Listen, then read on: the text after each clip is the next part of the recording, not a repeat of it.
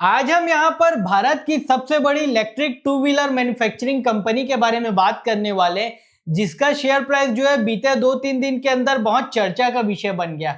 ओला electric mobility के बारे में बात करें तो ये भारत की एक जानी मानी two wheeler electric manufacturing company है, जिसका फाउंडेशन जो है 2017 में रखा गया था भाई फाउंडर भावेश अग्रवाल के।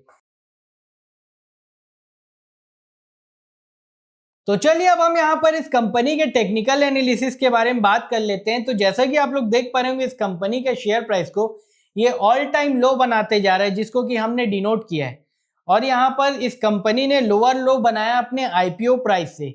आईपीओ प्राइस को और सपोर्ट प्राइस को हमने डिनोट किया, और ये सपोर्ट प्राइस के आसपास इसका शेयर प्राइस जो है हवर कर रहा है। और इसी के साथ साथ जो है 20 पीरियड मूविंग एवरेज के नीचे, जो कि मोमेंटम लेस बताता है। और आप आरएसआई की बात करें तो उसकी वैल्यू जो है लगभग 40 के आसपास है। और इसका जो आरएसआई का वैल्यू है जो 20 पीरियड के ऊपर जाते जा रहा है, यानी कि ये मोमेंटम को बता रहा है।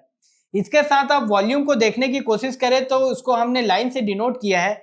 वहां पर आप लोग देख पा रहे होंगे बड़े बड़े ग्रीन वॉल्यूम बन रहे हैं, यानी कि ये बता रहा है कि इंस्टीट्यूशनल का इंटरेस्ट यहाँ पर बढ़ रहा है।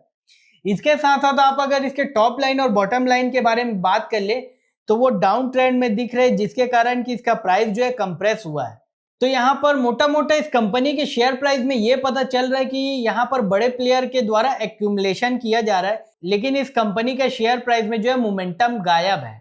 इसके बाद हम इस कंपनी के शेयर होल्डिंग पैटर्न को देखने की कोशिश करें, जो कि एक प्रकार से मोमेंटम को बताने की कोशिश करता है किसी भी पर्टिकुलर शेयर प्राइस में।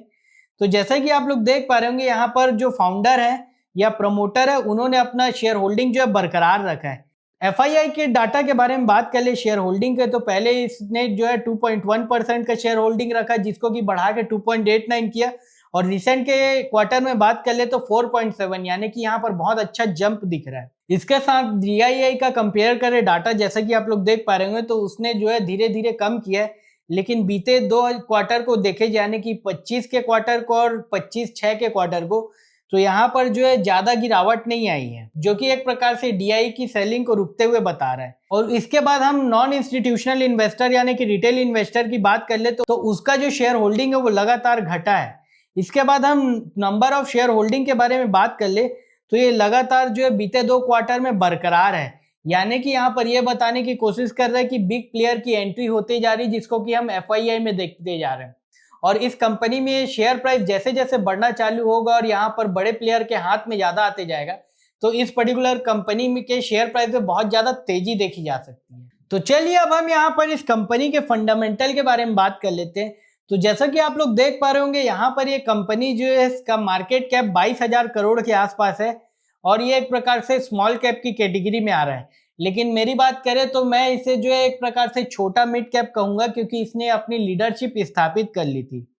इसके बाद और डाटा को देखने की कोशिश करें तो यहाँ पर इंडस्ट्री का पी जो है लगभग 42 के आसपास है। लेकिन इस पर्टिकुलर कंपनी के पी के बारे में बात कर ले तो वहां पर डेटा गायब है। यहाँ पर पी को अगर हम तोड़ने की कोशिश करें तो प्राइस रहता है, तो इस कंपनी का शेयर प्राइस तो है, लेकिन अर्निंग की बात करें तो वो नेगेटिव है, यानी कि 0 के आसपास है, तो पी जो है 0 है। इसीलिए यहाँ पर ये डेटा नहीं दिख रहा है। प्राइस टू बुक के बारे में बात कर ले तो ये अपने प्राइस टू बुक का लगभग 5 टाइम्स जो है ट्रेड कर रही है, लेकिन यहाँ पर हमें कुछ ज्यादा अच्छी इंफॉर्मेशन नहीं मिल पा रही है। इसके बाद इस कंपनी के रेशियो के बारे में हम देखने की कोशिश करें तो यहाँ पर एक डाटा जिसको कि रेड कलर के सर्कल से हमने डिनोट कर दिया है वो गायब है। लेकिन यहाँ पर पिछले क्वार्टर को कंपेयर करके देखे, यानी कि रिटर्न ऑन इक्विटी के, तो वहां पर जो है गिरावट थोड़ी कम हुई है। गिरावट में अगर ज्यादा गिरावट होती, वहां से कम गिरावट होती, तो रिलेटिवली देखे तो यहाँ पर पॉजिटिविटी होती, जिसको कि हमने पॉजिटिव से डिनोट किया। इसके साथ रिटर्न ऑन कैपिटल एम्प्लॉयड की बात कर ले तो पिछले क्वार्टर से इस क्वार्टर में जो है वो भी डायरेक्शन पॉजिटिव हुआ है।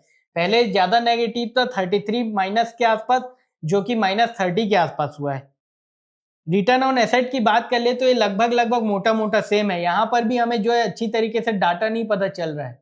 इसके बाद हम फाइनेंशियल्स के बारे में जाकर देखने की कोशिश करें तो आप यहाँ पर देख पा रहे होंगे रिवेन्यू जो है क्वार्टर ऑन क्वार्टर बढ़ा है। इसको आप एक पर्टिकुलर क्वार्टर को दूसरे ईयर के क्वार्टर से जज कर सकते हैं, लेकिन आप अगर क्वार्टर ऑन क्वार्टर साइमल्टेनियसली देखें तो यहाँ पर गिरावट दिखेगी आप। लेकिन हाल फिलहाल के क्वार्टर में इस कंपनी ने जो है अपने रिवेन्यू को बढ़ाया है पिछले क्वार्टर से कंपेयर करें तो, और इसके साथ साथ ऑपरेटिंग प्रॉफिट की बात कर ले पिछले क्वार्टर से, तो पहले जो है ज्यादा नेगेटिव थी, उससे अभी कम नेगेटिव हुई है। तो यहाँ पर भी ओवरऑल सेंटीमेंट रिलेटिवली देखे तो पॉजिटिव होता जा रहा है। इसके साथ साथ प्रॉफिट बिफोर टैक्स और आफ्टर टैक्स की बात कर ले तो वो भी थोड़े कम हुए हैं, लेकिन यहाँ पर ईपीएस की बात कर ले तो पिछले क्वार्टर से हल्का स्लाइड जो है नेगेटिव हुआ है। तो इससे रिलेटेड अगर आपको कोई डाउट हो तो आप कमेंट करके बता सकते हैं, और ऐसी ही और एक्साइटिंग जानकारी जानने के लिए आप हमारे इस चैनल को लाइक, सब्सक्राइब एंड शेयर करें। धन्यवाद।